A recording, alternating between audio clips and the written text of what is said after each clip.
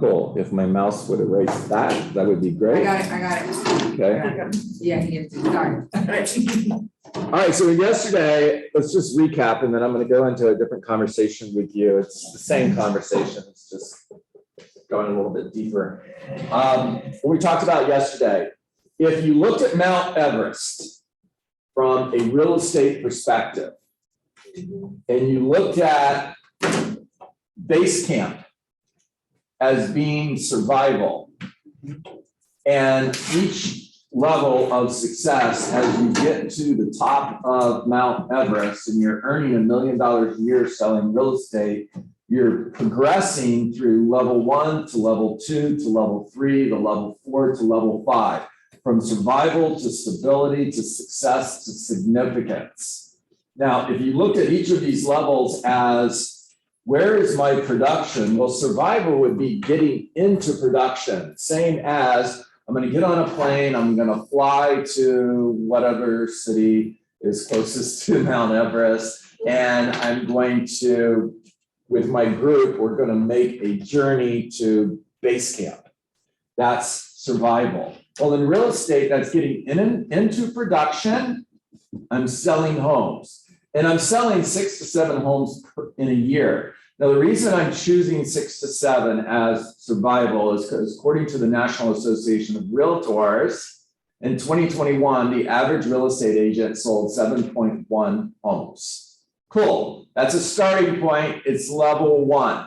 Now, level 2, I'm getting into stability. I've broken 6 figures. So I'm earning $100,000 plus. And at this level, I've hired my first assistant. Now that assistant might be virtual. They might be part-time.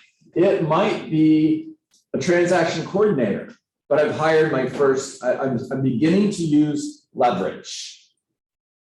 Now, the next level is success. And at success, I'm closing 2 to 3 sales a month. If my average commission is $10,000, I'm earning somewhere between $240,000 and $360,000. And at level 3, I've got a full-time assistant, and I've probably hired a buyer agent by that time. So my organizational chart is me plus an assistant plus a buyer agent. Now at level 4, significance is about other people, and I'm starting to build an empire. I've hired my first assistant, a buyer's agent, a transaction coordinator, in-house closing manager, and maybe a couple buyer agents. And level 5 is the top of Mount Everest. I'm earning over $1 million a year. Now, I want you to hear what Gary said, because some of you have a conversation going on in your mind, and the conversation sounds something like, what if I never reach the top of Mount Everest? Is that okay? True or not true? Did anybody think that? Sure they did. Here's what Gary says. You may, page 45 of the Millionaire Real Estate Agent. You may choose to think big and aim high, but never reach the kind of production described in this book. You hear that? And that's okay. Because by thinking big and aiming high, I'm aiming for the top of Mount Everest, okay? I'm thinking big. I went to base camp with a game plan, with a mindset that I'm going to reach the top of Mount Everest. I didn't get to base camp with, I hope I make it. I'm going to do the best I can. We'll see what happens. No, I went expecting to hit the top of Mount Everest. You guys clear on that? All right. Now he goes on to say, by thinking big and aiming high, you will certainly reach a higher place. In fact, you will probably reach your highest potential possible. Your highest potential possible. So I'm on page 45. Sorry, guys.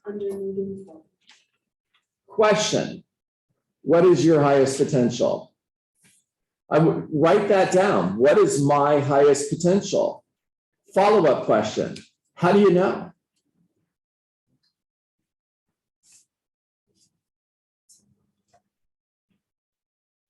And if you're being honest with yourself, you don't know.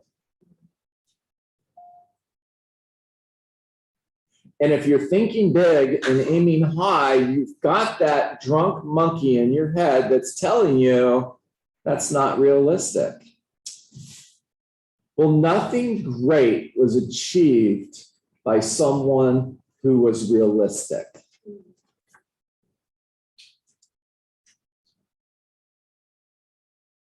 And if I go on this journey expecting to reach the top of Mount Everest, expecting to build a real estate business that makes me $1 million a year in real estate commissions, earn $1 million, and then net $1 million, and then receive $1 million. Receive $1 million is all passive income. What would your life look like if you were earning $1 million a year in passive income? Now, go back, check the drunk monkey, because the drunk monkey just told you that's not possible. Really? So Jimmy and Linda McKissick are really good friends of mine. They live in Denton, Texas. They own multiple Keller Williams market centers. They own many additional businesses that are all focused on real estate, and they earn just over $10 million a year in passive income. 10, not 1, 10 million a year. Profit share alone last year was more than $1.6 million. You realize they're locked in on that for the rest of their life. Now, I've said this to you before. If I can do it, you can do it. If they can do it, I can do it. You can do it. Is that the top of Mount Everest? Maybe. Maybe it's not. Maybe there's something up there that's higher than that. But the whole point is, back to this, by thinking big and aiming high, you will certainly reach a higher place. In fact, you will probably reach your highest potential, which is magnificent. Now, here is an inescapable truth. People who push themselves to their limits make peace with their limitations and avoid the regrets at the end of the day and at the end of their life.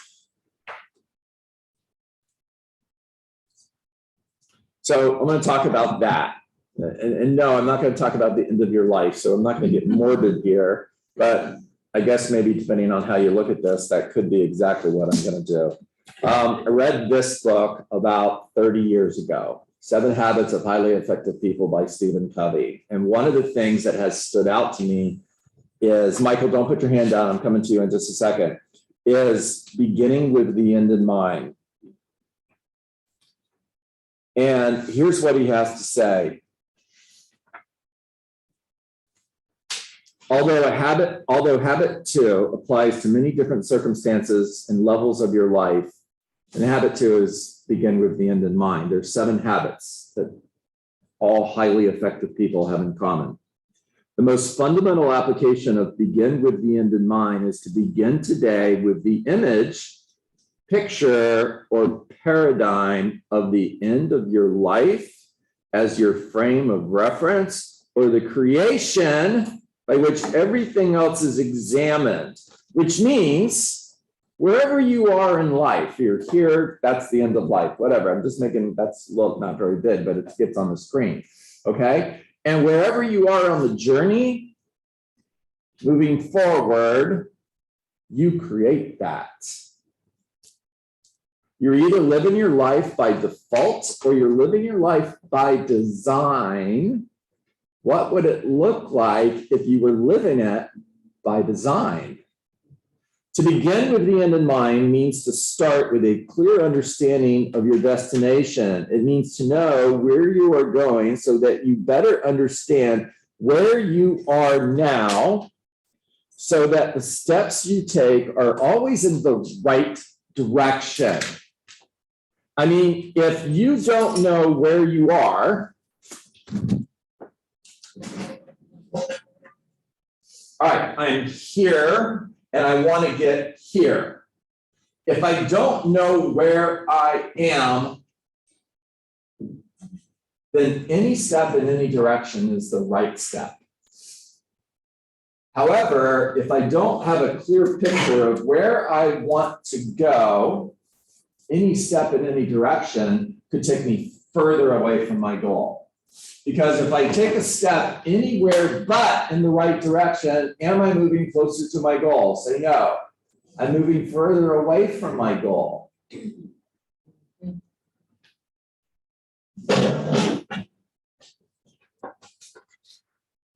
Now, you're living a life by design based on achieving the top of Mount Everest. First step, know where you are so that you can take the right step in the right direction in order to achieve your goals. Next step, think big and aim high and push yourself past your limitations. All you could do is all you could do. And at the end of the day, all you could do is enough. When you do, all you could do. I'm going to say that again. All you could do is all you could do. And at the end of the day, all you could do is enough. When you do, all you can do. Think about it like climbing Mount Everest. Every day, you're taking steps in the direction that get you closer to your goal. And at the end of the day, ask yourself, did I do all I could do? Can I take one more step? And if the answer is, yeah, I can, then take it. Say that again. At the end of the day, ask yourself, can I take one more step? All you can do. All you could do is all you could do. And all you could do is enough. When you do, all you could do. So at the end of the day, simply ask yourself, did I do all I could do? Is there anything left in the gas tank? All right, Topo. Going back to what is my highest potential and how do we know?